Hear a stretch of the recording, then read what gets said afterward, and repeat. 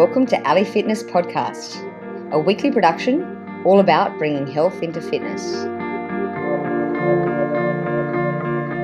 Welcome. Today we have the one and only Elle RUSS. I know most of you probably know Elle, but Elle RUSS, she's not just a writer, an actor, and a life coach, but she also holds the Primal Blueprint Podcast. This is a top 20 rated show in the health category on iTunes. She's been hosting that for a while and you've probably heard her a lot. Even more recently, she's known for her new book, The Paleo Thyroid Solution. If you read this book, you'll see that she's definitely one of the top experts in hypothyroid disease. Elle, thank you very much for coming on the show today.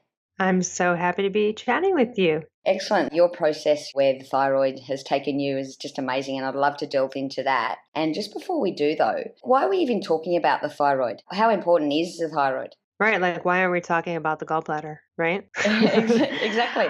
Like why? Here's why. Well, you can live without a gallbladder. You cannot live without a thyroid. Well, let me rephrase that. The thyroid is the master gland of the human body. You cannot live without it, meaning if you don't have it, which no one's born without one, that would be 1 in a billion, like random birth defect to be born without a thyroid gland. So that's so rare. Everyone's born with one. You will die without it because it's the master gland of the body. There's other things you can live without, right? You can give away a kidney to someone or, lose your gallbladder, but you cannot deal without this gland. If the gland is removed surgically because of cancer or Graves' disease or other things, that excessive nodules, then you have to give yourself what the thyroid was supposed to give you, which is thyroid hormones. So if we're looking at it overall, thyroid hormones and the metabolism of them, meaning how they work in your body and how they're processed, are extremely important to all of the following areas. The thyroid is the master gland because it is it's the main producer regulator of all of the sex hormones, your body temperature, your metabolism, how you burn fat. In fact, the only fat burning hormone / anything that happens in your body comes from the thyroid, and that's called T3. Basically, someone who has an excess amount of T3, someone who is hyperthyroid and is producing an excess amount, sometimes those people cannot gain weight. They have bulging eyes, they're skinny, they are pooping a lot. They have a really high metabolism. They might even be able to consume more food. And that's a dangerous condition, even though people would say, oh, I would want that. No, you wouldn't. It's actually very, very dangerous. And, you can have a heart attack and there's all sorts of other issues and eye diseases and things like that that go along with that disease. But we have this not too hot, not too cold. All humans are 98.6 degrees Fahrenheit, usually in the afternoon. Give or take like 98.4 to 98.6. There's a reason for that. We have this internal thermostat that is controlled by our thyroid glands. When someone is hypothyroid, they're often freezing all the time because the thermostat goes down. There's no wood on the fire anymore, meaning no thyroid hormones to support the metabolism. And body temperature is very important, and people should look that up. And just, Google like the importance of body temperature, because the reason we're this temperature and the reason other mammals and animals and things out there that are different from us have different levels of body temperatures for their environments. For us as humans, that sort of from basal waking up 97.7 degrees to 98.6 in the afternoon, that is what our body and our enzymes and everything need to be so that bacteria doesn't grow and things don't get out of control, right? There's a whole soup, right, that we're in this meat suit here, right? And so that is all regulated by the thyroid. And on the other side of it too, when you're hyperthyroid, you're often very sweaty and hot and you have elevated temperatures, and that's not good either, because now that's a state of being sort of in a fever, right? And can be also inflammatory. And it can be inflammatory the other way. So it's really a Goldilocks situation. And so that's why we have average tests of humans. If we look at the averages of people with normal working thyroids, we can see what that normal is. And we can see that with also people on thyroid hormone who are taking it exogenously, who we see their labs and we go, okay, this is sort of how that works. But at the end of the day, that's why it's really important. You're going to die without one. So if you're going to die without the gland, what do you think is going to happen to you if you live a life of suboptimal thyroid hormones and or thyroid hormone metabolism? Because it's not enough that your thyroid's outputting the right amount. Is it getting to where it needs to go and affecting the cells properly based on the soup you are creating for it to do so or not to do so. And that's where the nuances come in with thyroid health. And it's very related to primal. So I'm just going to give an example. So infertility and miscarriages are huge with women. In fact, that's often how women get diagnosed after multiple miscarriages. There's a story about that in my book and also on one of the podcasts with Kara Hahn, who's a success story. And she didn't find out she had a thyroid issue until she had a couple of miscarriages. So it's either that or infertility. And so it's like, okay, well, why is that? Well, I've already told you it's the producer and regulator of our sex hormones. So that's one part. But here's the other thing too. So let's say you are a female and you're overworking out, you're doing chronic cardio, you're on some old sugar burning paradigm and you are under eating, you're not getting enough fat, right? So you might be eating that 1,200 calories a day or 1,500 in 2 to 3 meals or whatever it is, but it's not the right of satiation and, maybe not enough fat. So that's what happened to me. I gave myself hypothyroidism essentially, and you can do that. And here's the message that's being sent. This chick is starving and or she's running from danger. We're going to drop down. We don't want her to be hypermetabolic in this state, right? She might not get food again. It doesn't look like she's getting much lately. So we don't want her to burn the fat she already has. Your body's trying to save you at every minute, every hour. Type 2 diabetes, you know what that is? That's your body trying to save you. Do you know what I mean? So the primal perspective is we're not only going to reduce the thyroid hormone, and by doing that, we're going to be reducing her level of sexual interest. And if she gets pregnant, that's not happening because she's not in a position to raise a child right now. She's starving and she's running from some kind of danger, maybe a large animal. This is our primal DNA makeup. This is the message that's being sent. So what that's called is euthyroid 6 syndrome, which would be like someone who's essentially in a state of starvation. So starvation can cause a thyroid problem, but it can be starvation on a level of like what it was for me, which was chronic cardio, following the zone-ish diet, low fat, low carb, thinking, do you know what I mean? Having a meltdown every 3 hours, total sugar addict, food addict. You're just like thinking about food all the time. And I thought, well, I'm achieving the body. So everyone else must be stressing out too about this because that's just, I guess, what you have to do to look this way. I just didn't know. I figured, well, it is sort of working. And so then people go, well, see, it works. And they know it doesn't. Because if it works, you don't have the food issues. You don't have the addictions. You're not thinking about it and you're not freaking out every 2-3 hours. Actually, yesterday, I only had a cup of bone broth in the morning with a little bit of butter, a little bit of collagen powder. I didn't eat the whole day until like 6 o'clock, which doesn't happen all the time. But you know what had happened? I was going strong in every way. That's being fat adapted. Those are the moments when you realize what this means. Not this, I was freaking out every couple, so we didn't know what we knew then. I didn't know what I knew then. I wish my book had been around then because I would have just followed the natural protocols to optimizing nutrients and following a paleo primal paradigm in terms of exercise, in terms of that, not doing the chronic cardio along with this low fat BS that went on, And so, that's part of it. Sorry, it's a long answer. It's a long-winded. No, that's great. And I mean, clearly nutrition was a major part of your healing process. And I definitely want to delve into that as well. But just before we do too, and I want to get into your story, but just for the listeners out there, you've thrown out a few terms such as hypothyroidism, and you've also touched on hyperthyroidism, which sounds like sort of the opposite. But then you've also mentioned Graves' disease, and I know Hashimoto's is thrown around. So can you just give us a brief explanation of where all these fit in together? So when we're talking about the thyroid. Really, really important for anybody with Graves' disease. I'll explain what it is, or Hashimoto's, to especially follow a paleo primal paradigm, and I'll explain why. So let's just take type 1 diabetes. For example, type 1 diabetes is an autoimmune disorder that affects your pancreas. And what happens in that situation is your immune system makes a mistake and it thinks your pancreas is like the enemy. It kind of starts attacking it and then, of course, ruins it and it can't do its job. And therefore, now you need to have insulin. Type 2 diabetes is given to oneself, usually, unless it's caused by another awful disease or situation, right? But for the most part, that's given to oneself, whether it be unbeknownst to you or not. I mean, people get type 2 diabetes accidentally all the time because no one knows how to eat well, right? In this country, in this world, it happens. And America is just riddled with type 2 diabetes. Every commercial on television is for type 2 diabetes. So the same happens with Graves and Hashimoto's. So in Hashimoto's, it's an autoimmune disorder that affects the thyroid. And same with Graves, except for in Hashimoto's, it's again, the immune system is making a mistake and it senses the thyroid as an enemy and it starts attacking it. Those attacks can result in hyper and hypo swings, meaning someone can be really hypo for a few weeks and then it can switch up and then they can get very anxiety ridden and have a high heart rate and be high temperature. And those are the people that would get misdiagnosed with bipolar disorder. And side note to everybody, T3, we have more thyroid hormone receptors in our brain than anywhere else. Depression goes along with this, and so does psychological disorders. If anyone has been diagnosed with depression, any kind of psychological disorder, definitely get your thyroid tested fully first, because that could be the cure. And also, even if you didn't, and then you just like took Prozac or something, it might work for a few months, but then it won't work.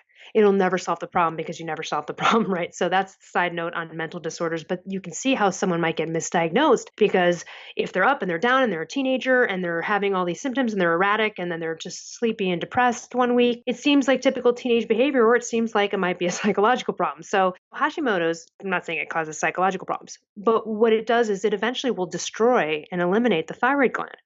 And one of the things that we know for sure triggers Hashimoto's antibodies is grains. It's definitely for sure, we know this.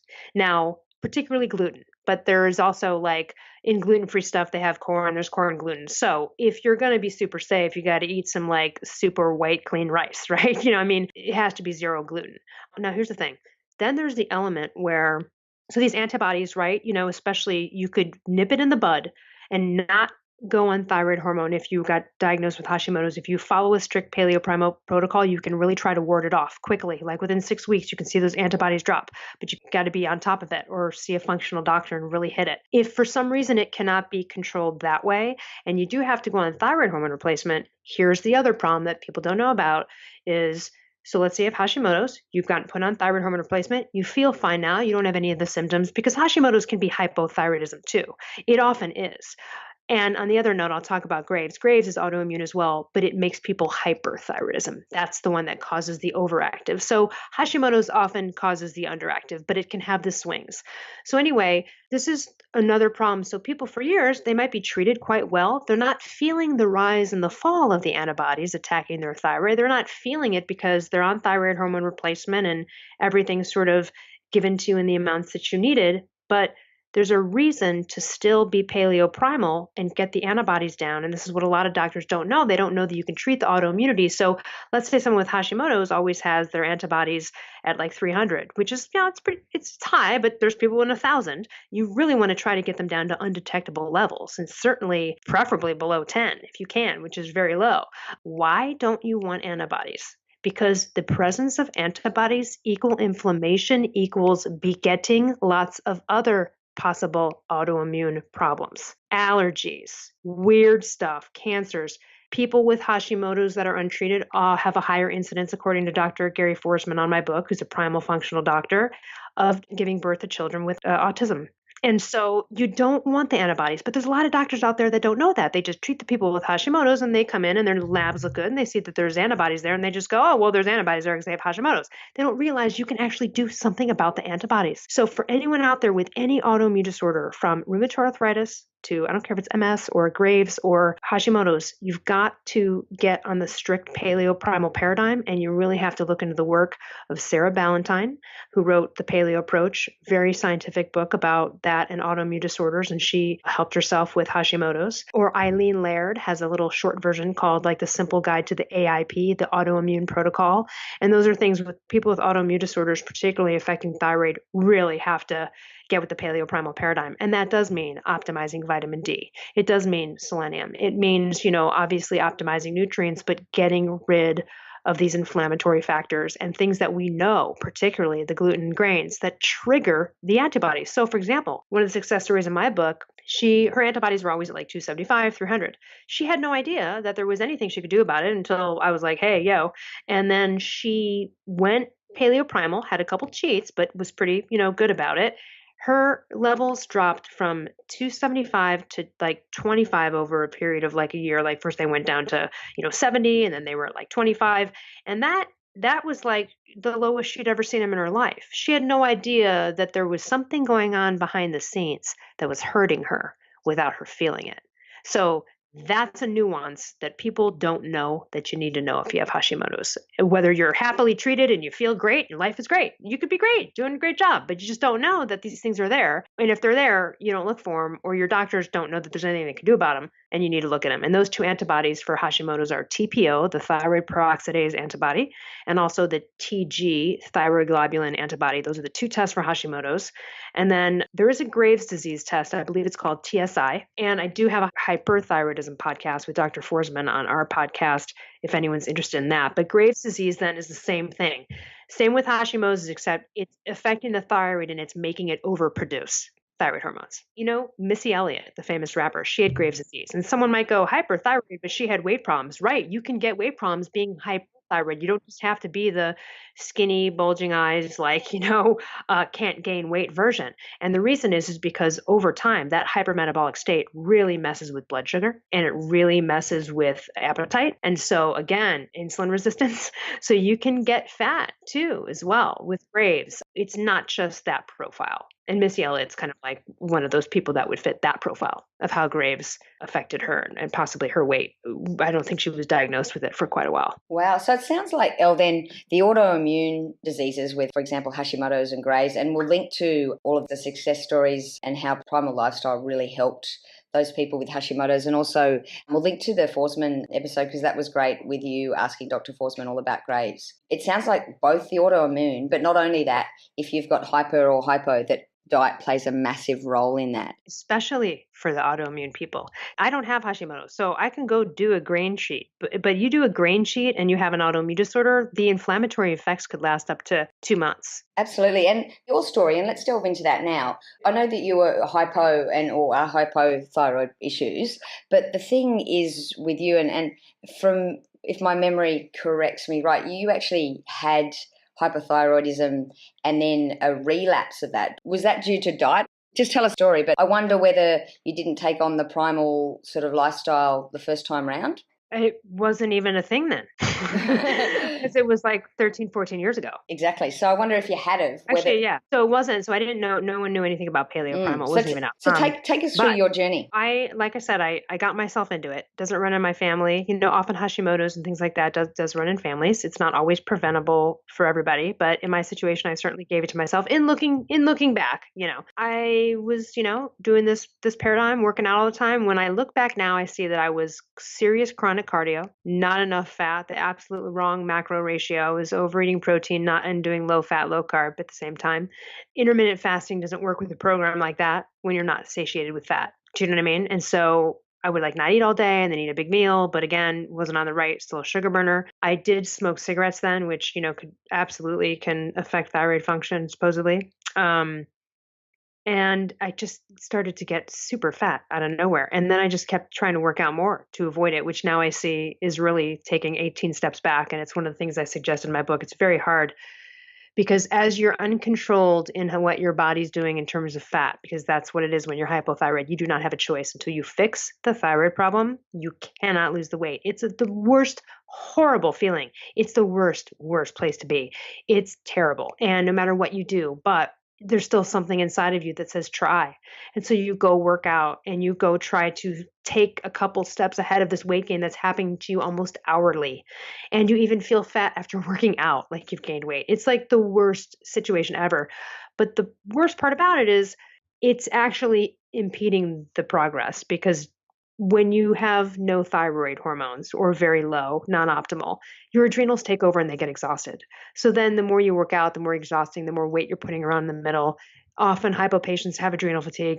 So I became a mess. I had over 30 symptoms. I got a fibroid and a polyp in my uterus that had to be removed surgically. My hair was falling out. I had horrible acne for the first time ever in my life. I had inner itching of the ears. I was freezing all the time. I would bend my leg and it would feel like I drank a bottle of soy sauce. I was so bloated and fat. I went from 5 feet 2 inches tall. I went from 100 maybe 10 to 115 pounds to 155, 60. And that was working out 2 hours a day, eating pretty well. It's horrible to have this uncontrollability. And the problem is that often people are 60% of people are undiagnosed. So you go to the doctor and you're getting fat and bloated and you're like, what's wrong with me? And then they test your thyroid and they go, well, your thyroid's fine. It's not. And then you leave and now you're freaking out and then it keeps getting worse. And by the way, this is the problem with the undiagnosed hypothyroidism. You will eventually get a disease and ultimately probably die from one of them in a hypothyroid state. So, like, hypothyroidism will kill you, but not directly. Do you see what I'm saying? Because if you're in a hypothyroid state for a period of time, you are going to get other things. I was misdiagnosed with polycystic ovarian syndrome, didn't have it. People go, well, then how are you diagnosed with it? Because my body was in a horrible state affecting my hormones that, yeah, it did look on an ultrasound like I did have it. And maybe I did have it temporarily. But the question is, why did I have it? What caused it? I've been fine ever since. No one in my family has any gynecological issues like it. No, but no one asked that question. I didn't ask it either. So when I start, usually women will experience like the gynecological issues. Men will experience also things like not getting erections in the morning or a lack of sex drive or low energy because their testosterone will start to drop. And they'll notice gait wane and, brain fog, and you can't think. Very depressed. You'll become very depressed. And it's awful. It also affects cognitive function. It's hard to brain dexterity is limited, messy handwriting, not being able to really comprehend things, unable to read, even focus on a TV show, mixing up one's words like a dyslexic constantly, not being able to even find the word. I mean, that happens for me, like, because I'm a fast talker, but this is a different level. This is really oh my God, am I getting dumb kind of internal thought that you would be having. So if anyone's out there, they've been feeling like, I feel like I'm getting old and really dumb. And also losing lust for life is a big symptom as well. When you've sort of just given up on dreams, or you notice other people and they're kind of getting listless or not taking care of themselves. And that's really a hypo thing because you just don't have the energy. So I became a mess. And then I wish I knew about Paleo Primal then, but it wasn't a thing. I researched. There's just nothing there. I did Atkins at the time, which was the closest thing. And that actually made me fatter because, again, I was hypothyroid. So nothing was going to burn fat no matter what. And I just spent $15,000. All my money went to so many doctors. No one helped me. So my story is that I basically solved 2 bouts of hypothyroidism in 10 years by myself. I dosed myself with thyroid hormones. I would get my own blood work done. And I had to be my own doctor because I was rejected by the medical community and everyone was dumb or would hurt me or give me things that would make things worse and wouldn't listen. And it was really a horrible place to be. The second bout, it is, and now I see why I'm glad I went through it to talk about it because it's a rare thing, but it's on the increase and it can happen to anybody. It's called the reverse T3 hypothyroidism. And without maybe going into a whole expose on the whole thyroid hormone situation right now, essentially, if your thyroid's working normally, you have one thyroid hormone, T4, that converts to another called T3. The only thing that actually matters is T3. You can live without T4. It actually does nothing unless it converts to the thing that matters, which is T3. In these situations, a reverse T3 situation, so let's get back to the person that's like overtraining for a marathon, let's say, and doing it incorrectly and doing it in a sugar burning way, and maybe under eating as well. Or someone who's gotten into ketosis but is not getting enough nutrients because their appetite's so suppressed. There might be, or someone's very stressed out. For example, let's say you just get into a car accident or someone's just died, anything traumatic. In that moment, your body's trying to save you. And so what it does is it takes the T4 and instead of convert it into the active fat burning log on the fire T3, it converts it into something called reverse T3. Now, this reverse T3 process is also there for the unused T4 throughout the day that your body decides does not need to be converted for whatever reason, because it decides when you might need to be dosed with T3. It's almost like a slow release prohormone. In a reverse T3 situation, there's a lot of people out there right now, just because of our stressful society, that are having reverse T3 problems, and they're not classically hypothyroid, and they're not on thyroid hormones, but it's happening to them. So it can happen to people normally, or it can happen to someone who's taking the thyroid hormones. Usually it is caused by either an underlying issue with selenium, maybe a selenium deficiency, low iron storage, really wonky and terrible adrenal status can affect how thyroid hormones are synthesized and converted. Any other kind of, again, primal messages. What messages are you sending your body? So that marathon runner who's overtraining, they might get into a thyroid problem issue because, again, their body's going, whoa, whoa, whoa, we need to take this T4 and convert it into the reverse T3, the inactive form, because they can't afford any more of this hypermetabolic, biologically active T3. So that was the second bout that I had. And I had been thriving on thyroid hormone replacement for years. And then suddenly it stopped working and I started to feel hypothyroid, even though I was on thyroid hormones, which can happen. People are also classically underdiagnosed too. And when I look back, I had a very extremely stressful year, the year before that was brought upon. I'm sure I probably drank a lot of coffee and smoked a lot of cigarettes then, whatever it was. And had I known what I also know now through the reverse T3, again, Paleo Primal wasn't even really around then, I would have taken selenium and optimized my vitamin D, and I would have done these things. But at the time, nobody even knew what a reverse T3 problem was. Now people are kind of getting it, but when I went through it, I was on my own again. I went to doctors, I would email them, I corresponded with over 50 doctors in 10 years and nothing. So second time in 10 years, I was on my own. And dealing with the reverse T3 problem on your own is very scary because it requires taking T3 directly, which is a little bit dangerous, a little bit scary, a little bit powerful, and something that requires an amazing attention to detail and constant adjustments. And it's very tricky, but it's life-saving. And so anyway, I'm the one of only 2 or 3 authors, I think, in the world who have ever even been on T3 only, and also who have really written about it. So it's an ever-increasing problem, though, for just normal human beings. If you run into that, it's a matter of reducing stress, optimizing nutrients, and you can reverse the reverse T3 problem in 6 weeks. You can do it. But this modern stressful lifestyle, and then I'm going to go work out, well, you're bound to run into that if you're not optimized in the other ways. There's a lot of people out there, a lot of our listeners who really would be relating to a lot of what you say now. They're potentially over-exercising. They've got all these symptoms that you're mentioning. They go to their doctor. The doctor does a test. They do a TSH, maybe a T4, maybe a T3, definitely not a free T3. They come back and they go, no, your thyroid's fine. And then people are like, oh, well, I must be okay. It's all in my head. What test should we be asking for? First of all, what you just described happens all the time. Happens all the time. Yeah. People are also patronized by doctors and told they have a closet eating disorder or they need to exercise more. They don't believe them because they're not doing the test right. Here's what I'll say. I'm just going to list them right now. This is the main basic thyroid. If you think you're hypo, meaning underactive, or Hashimoto's, meaning not hyper, you don't think you're hyperthyroid. It's very rare. Hyperthyroidism is way rarer than hypo. But let's say you think you're hypothyroidism, you want to get tested. It's free T3, free T4, TSH, reverse T3. Those are the 4 main ones. And then the 2 Hashimoto tests, TPOAB and TGAB. That right there, that's the base first order of business. Then if you want to do extra, you would add DHEA sulfate, vitamin B12, vitamin D25 hydroxy, which should be between about 70 and 100. B12 should be between 800 and 900 or 1,000, something like that. Could be a little over. Ferritin, iron storage, should be between 50 and 100, but at least 50 for women. That has everything to do with thyroid hormone status and things like homocysteine. And of course, there's more and more tests, to get.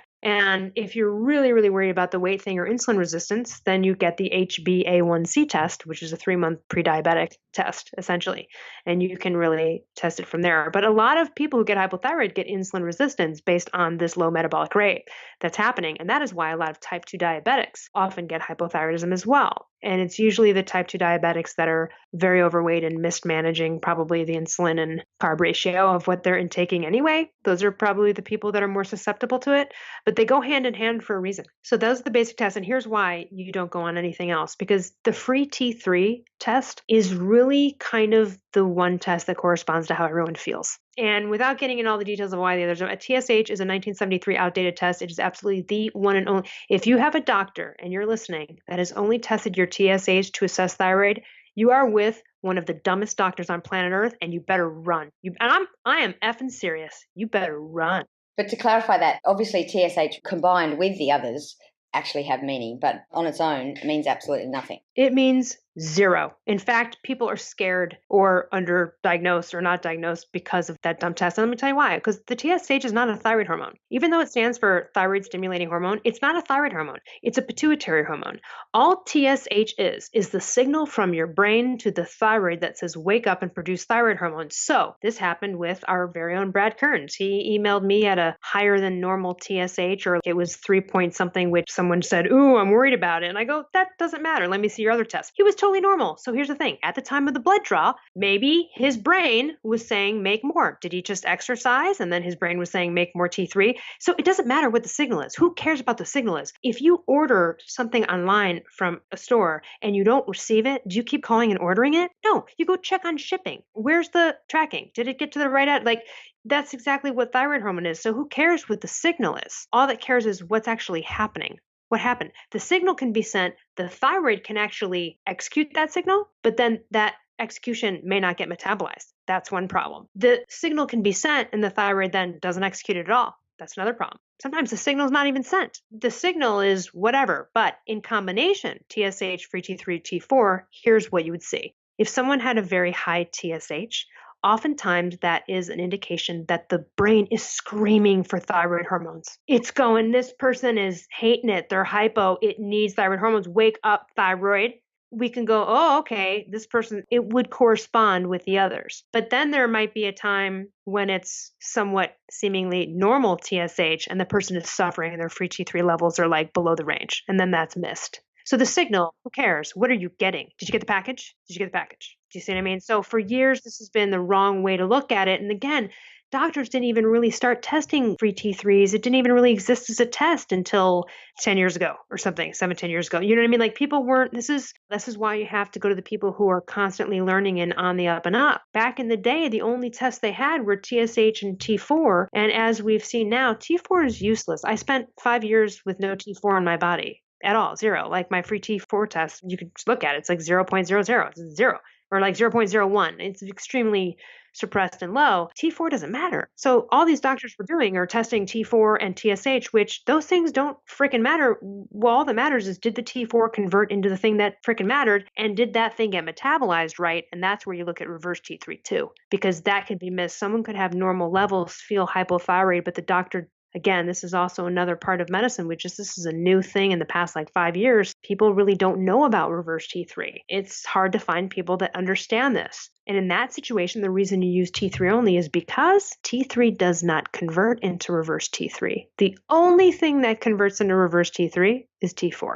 So if you remove T4 from the picture and you give someone T3, they will heal from a reverse T3 situation. Now, there's other ways to heal that. That's the last order of business. The first order of business would be adopt a Paleo Primal lifestyle, chill the hell out and exercising, get some selenium going, get some vitamin D going, optimize some nutrients, and that can get turned around naturally. But in the event that it can't, which it didn't for me at the time, or if you're on thyroid hormone, some people will reduce their medication and just add a little T3 and not totally get rid of the T4 while they do a liver cleanse or while they try to optimize nutrients in some other area. So there are other various protocols before you get to taking T3, but most doctors don't even ever prescribe T3 only, no idea how to use it. They're afraid of it. They also don't even know how to test for and evaluate a reverse T3 problem. And it's not just the level of reverse T3 on the test, it's the ratio between the free T3 and the reverse T3. And they all have to be taken in the same blood draw. Like you can't go get TSH from one doctor and then get free T3 from another and have them evaluated together.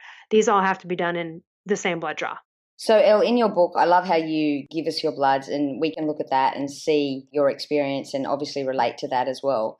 I also love how you pretty much give us a step-by-step approach. Okay, we've got the symptoms. We, first things first, change our diet. And obviously, and you suggest doing temperature every day and heart rate. And obviously these things will help us become more informed with what the situation could potentially be, i.e. if we're cold every day, then maybe there's an issue there. And then what the next step is to find a doctor. And what I love about what you did, you went to more extreme than what we need to now that people are starting to realize, doctors are starting to realize the issue.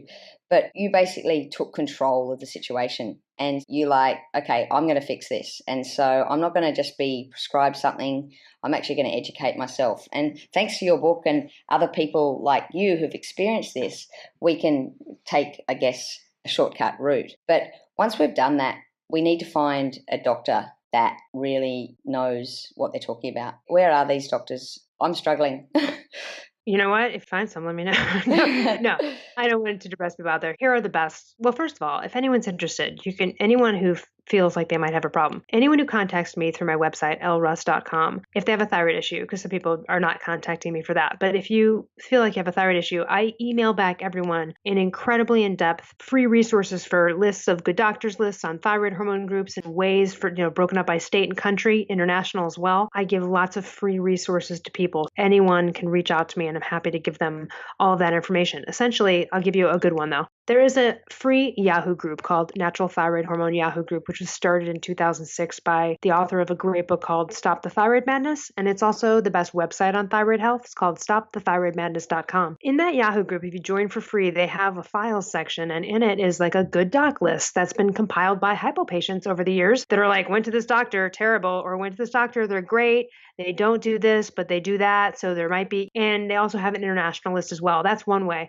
Another way is to search functional medicine doctors or anti-aging doctors or integrative MDs, not necessarily naturopaths because they really can't prescribe meds or they're very shy about it.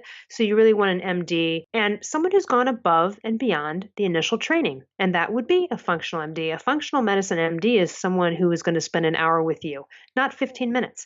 Unfortunately, it's going to probably cost a little bit more money. This is your health. Otherwise, you find a doctor and try to educate them and work with them. There have been some that are malleable and will read my book or there's a Q&A in the back of my book that's invaluable with Dr. Forsman, who's a primal functional medicine doctor who's now my doctor. I wish I had known about him years ago. He sees patients out of state as well. Maybe out of country, but you can go to his website, middlepathmedicine.com, and look at his credentials and then try to kind of match that wherever you are in the world. But anyone who's gone above and beyond this training or who's truly an integrative physician, these people are going to be looking at nutrient levels and all these other factors, and they are likely the ones who are going to understand and automatically test for free T3. They are also going to be the ones that are open and understand that there are, there's like 4 or 5 options for thyroid hormone replacement versus endocrinologists who just prescribe Synthroid, which is T4 only, or levothyroxine. And endocrinologists are classically the worst doctors ever to go to for thyroid health ever. And you can hear why from a doctor in my book. I grill him on this and you will really truly start to understand. But what you said earlier is more important. I might not have found the information because it wasn't out there then, and it's out there now, whether it's through my book or other sites. Do not get diagnosed with something and just accept a pill from a doctor. The majority of people on thyroid hormone have no idea how thyroid hormones work. Zero. None.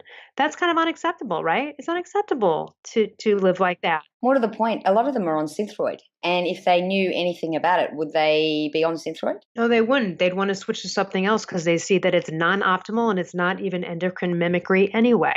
And that's a whole nother discussion, but I go into that in my book. But I will say this, if you're on T4 only, which is levothyroxine, that's the name of the actual substance, do yourself a favor and get yourself on the brand name, which is Synthroid, or whatever the brand name is in your country. Get on the brand name. At least in our country, in America, Dr. Forsman has noticed it's the one thing he does not prescribe generically because he's seen people's things be off and levels not inconsistent or messing up their liver enzymes. So for whatever reason, he's willing to prescribe anything else that he prescribes Western medicine-wise generic, but with T4 only, he will only prescribe Synthroid. So at the very least, if you're out there and you're on T4 only and it's a generic version, go get the brand name, because there might be something to that, particularly at least with Synthroid, because I'm sure that's the only brand name he uses in our country. I'm not sure what's available there or elsewhere. Absolutely. And Elle, your book, obviously, it's not named accidentally Paleo Thyroid Solution. It's, why did you name it Paleo Thyroid Solution? It's not just like a cute name. There wouldn't have been a reason to write this book if it weren't for the connections, the primal connections involved. And here's why. A paleo primal lifestyle is the ultimate in glucose management, and is the ultimate in adrenal management. And then, of course, other nice things like not having a bunch of crappy oils or whatever. Yeah, but aside from just like clean diety, it really is the ultimate in those 2 things. Why are those 2 things important? They're absolutely essential to thyroid and also all the sex hormones. So, for example, producing too much cortisol is an antagonistic situation for testosterone. If you're a dude and you want to have like the highest testosterone levels you can, you should go paleo primal anyway. Forget thyroid. And why is that? Because it's not a mimic diet. It's the only diet that's appropriate for humans, for our DNA. This is science. This is not a mimicry. When you get into things like the zone diet or other things where like eat every 2-3 hours and blah, blah, blah, those are sugar burning, insulin igniting, keeping you in a sugar glucose burning train. That's an old paradigm. It's an old paradigm that all the people that wrote the books on now have type 2 diabetes. And they're now all coming out going, hey, everybody, we were wrong, man. We are not supposed to be burning glucose. Newsflash, that's what the Paleo Primal Movement is. That's the thing people don't understand. They go, oh, yeah, that's cute. Eat from this clean diet list like our hunter-gatherers. And that's where people get it wrong. Usually the people that I talk to are off in one of these areas. They are still not getting the lifestyle exercise activity portion, and therefore they're remaining a glucose sugar burner or not being able to get where they want to go, or they're missing a component to the diet because they think it's just eating from a specific list, or they think it's high protein, which it's not. There's lots of misconceptions. But if you really get into the science of it, this is where we're going. And so that's why it's the Paleo Thyroid Solution, because it's the ultimate in how to reverse it naturally. Of course, there'd be some nutrient optimization that our hunter-gatherers, our ancestors didn't have bottles of selenium laying around, right? That's okay. We biohack in the modern age, but at the end of the day, still, it's the diet and lifestyle. It's really the lifestyle component and how it affects blood glucose and adrenals that is essential to thyroid and just essential to thyroid in general, just for the messages. Like I said, with the overexercising or whatever, your body thinks you're in a state of threat. And so in that moment, they're like, whoa, whoa, whoa. Again, it's okay to do high intensity stuff. We're meant to do that. But again, look at the Primal Blueprint paradigm that Mark developed, and it's sprint every week, once a week. You don't need to sprint every day or do CrossFit 6 times a week. If you do, you might have to be on a different eating paradigm, and it might come with consequences. You just have to be prepared for that, you know? Speaking from experience, hence the thyroid issue. Absolutely. Look, Elle, I want to thank you a lot for coming on today. And just before I go, there's one real question and then one sort of funny question for you. The first question is, you mentioned the importance of having someone that you can go through this journey with. And I know it must have been hard for you because pretty much you didn't have anyone to do that with. At least you didn't have the options that people have today. I know you're a life coach and an amazing life coach.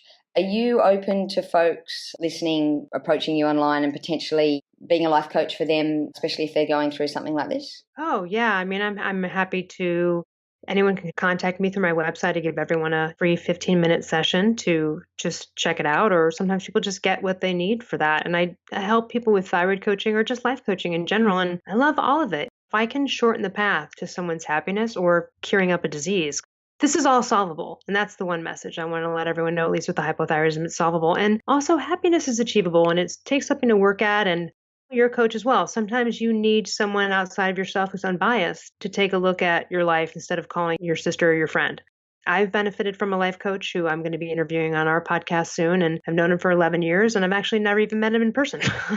And he lives here in the States, but I call him when I need to, and it's been extremely helpful. So even coaches need coaches. I think it's really beneficial. If anyone's interested, I think go online, look at some life coaches. I like to focus in terms of create your own reality and pretty much like law of attraction. But at the end of the day, you can go and pretty much get a consultation with a bunch of different coaches and suss them out. Who's right? Checked out 3 coaches before I chose mine. 2 women and a man. I wasn't expecting it would be the guy, but it was. Awesome. Now I've got to get to the real question of the podcast.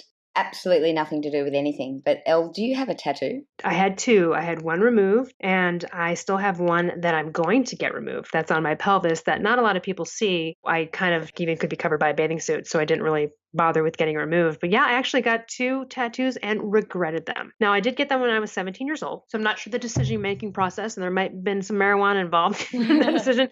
You know, I regretted it. And so I got one removed, and I'm so happy I did. And I'm looking forward to getting the other one removed. And one was a sun on my shoulder, and the other one on my pelvis was like, really, guys, honestly, probably a college night of just, I scribbled and drew some like eye melting or whatever. And then I brought it into a tattoo guy and was like, hey, put this on my pelvis. And I totally regret it. I actually am not a huge fan of tattoos in general, and I wouldn't get one again, obviously. But I did. I got 2 regrettable tattoos. So Awesome. Thanks for sharing that with us. It tells us a bit about you anyway. I don't know what it tells us, but it tells us something. Awesome, Elle. Look, thank you very much for coming on the show and appreciate your time. And obviously we'll link to everything we spoke about in the show notes. Thank you so much. Thank you. Bye-bye.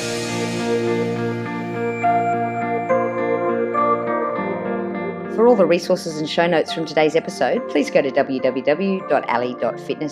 If you liked today's episode, please show your appreciation by going to iTunes, give us a 5-star review and subscribe.